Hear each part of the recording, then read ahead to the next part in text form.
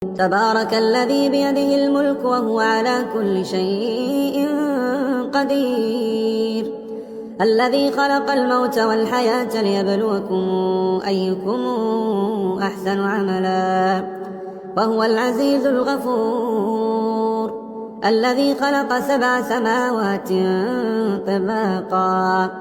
ما ترى في خلق الرحمن من تفاوت فارجع البصر هل ترى من فطور ثم ارجع البصر كرتين ينقلب إليك البصر خاسئا وهو حسير ولقد زينا السماء الدنيا بمصابيح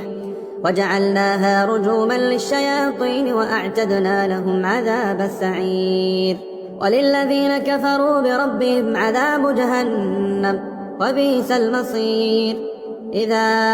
ألقوا فيها سمعوا لها شهيقا وهي تفور تكاد تميز من الغيظ كلما ألقي فيها فوج سألهم خزنتها